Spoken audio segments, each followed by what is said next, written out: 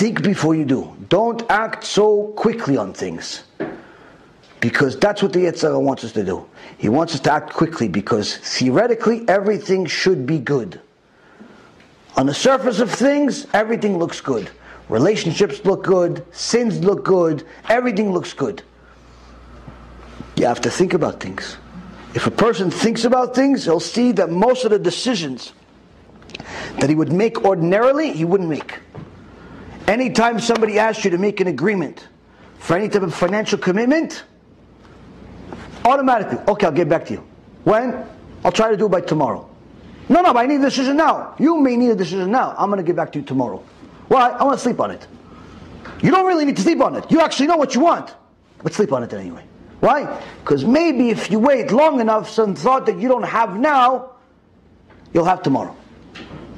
But the salesman is going to try to get you to do what? What the Yetzer Hara tries to get you to do. Commit right now. Trust me, I know. I was a salesman for over 20 years. The best salesman in the world is the one that can make you make a decision right now. Not tomorrow, not next week, next year. Closing. There's a term in sales. Always be closing. Meaning, I got to get you to buy now. Tomorrow, God only knows. You're already going to think about it and maybe say no. I can't get you to think. I need you to commit.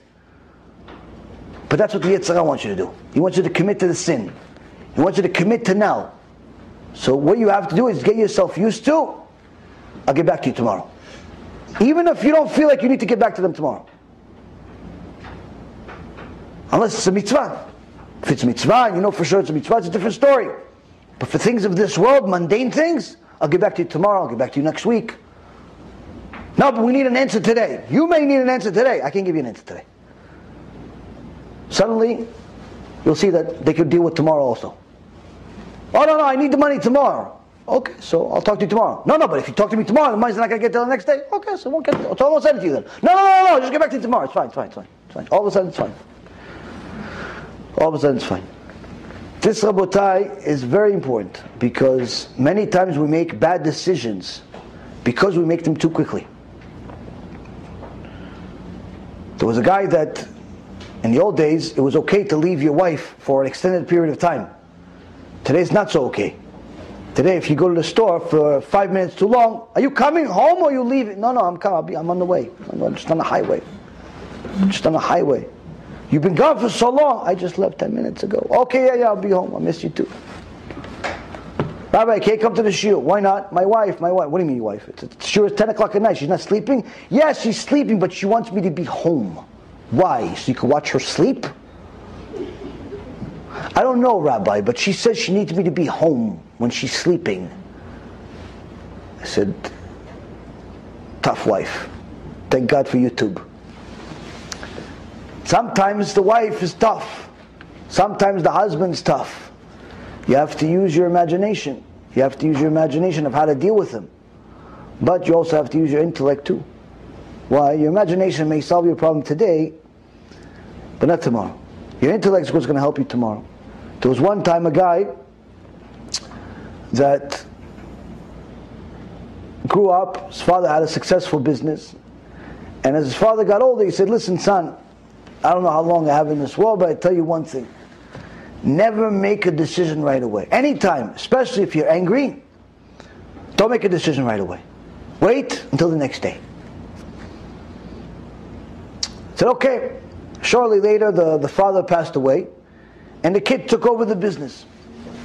As the kid took over the business, he found a woman to marry him, and he ran the business, made a few bad deals, because he was still young, and lost all of his money.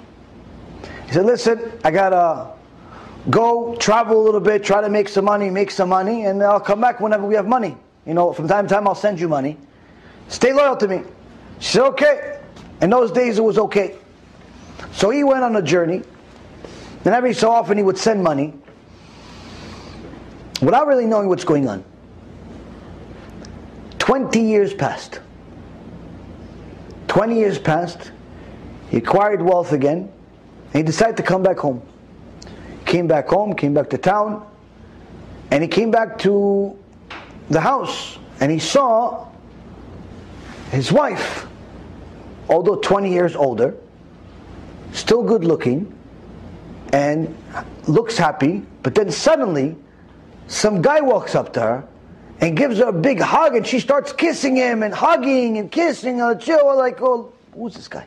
That's it. Takes out his sword. He's like, I'm going to kill both of them. She didn't stay loyal to me. But then he thought, after he took out the sword, my father only taught me one thing. When you're angry, don't make a decision. Wait till tomorrow. So he decided not to go there, not to kill both of them. He went to a motel and he took a rest for the night. The next day, he decided to go to the shul to go ask around about his wife. He says, you know such and such woman? He goes, yeah. You know anything about her? He goes, oh, she's a big tzadikah. Big tzadikah, she helps the community. Yeah, well, she's married? Well, yeah, the poor woman, her husband left her 20 years ago. Wait, so she remarried? No, chas v'shalom, she stays loyal to him, she's great, she's that. She even has a son. She goes, what do you mean son? She went with some other guy? No, chas v'shalom, she's a tzadikah, who are you? You'd say bad things about this woman? No, I'm just wondering. No, she's a big tzadikah. What her husband didn't know when he left is she was pregnant. She didn't even know. She was pregnant, and then a few months after he was already gone, she had a baby. It's his baby. And now the kid's nice, beautiful kid, 20 years old. He goes, who's this kid? Show me. They start showing him, oh, that's him. Who's that? The same beautiful kid that was hugging the woman the day before is his son. He says, look at that. If I didn't listen to my father from over 20 years ago when he told me, son, don't make decisions right away. Wait a day. If I had just ignored this one piece of advice, not only would it have been a mistake that would have ended my marriage, it would have ended the life of my wife and my son. And that's why the Gemara says, anytime somebody's angry, for sure, you're not making the right decision. For sure it's a mistake. Now why is it a mistake? Because the Yetzer Hara is in control of it. Why? Because the anger is the highlight of imagination. Highlight of imagination. It's the highest point of imagination. When you're angry, what are you thinking about? It's all about me. They're doing it to discredit me. They're doing it to embarrass me. They're doing it to bring me shame. They're trying to destroy me. They're trying to this me. Everybody's against me. I'm alone. No one loves me. Everyone hates me. It's me against the world. And that's it. Oh, she's disrespecting me. He's disrespecting me. Dude, he's just going on a traffic. He didn't see you. He's not disrespecting anyone. He doesn't even know you exist. He didn't see you. He didn't see you. He just crossed because he didn't see you. No, he's disrespecting me because I'm this. No, he doesn't know who you are. He doesn't know you exist in the world.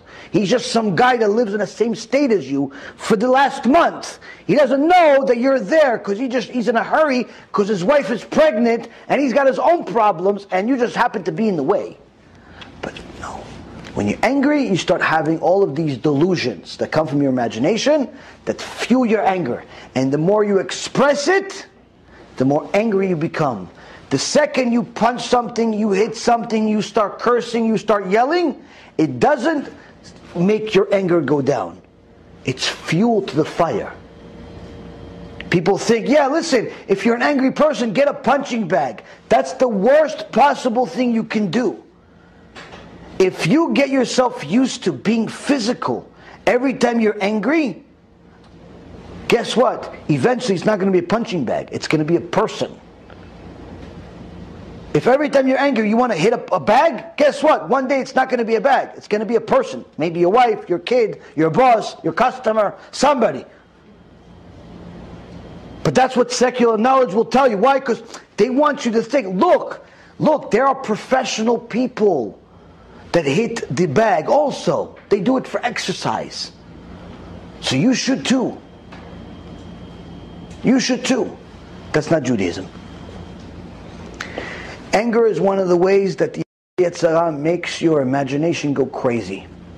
The way to calm everything down is simply to become a lot more patient, even if that means you have to force yourself to become patient and to allow yourself to think before you act. Never be sporadic, never be spontaneous, never do things that way. Because the minute you start doing that, you become simply a slave of the Satan. And you start thinking based on your imagination, your whole life becomes based on your imagination. You start thinking you're either over righteous or over wicked. Either you're too bad to do tshuva, or you're too good that you don't need tshuva anymore. You're too good that no one's good enough to marry you, or that you're too bad that no one wants to marry you. You're a victim, or you're too strong. Everything becomes an extreme. That's what the Chazon Ish says. We have to think, use our mind, and only utilize the imagination if the intellect is still in control.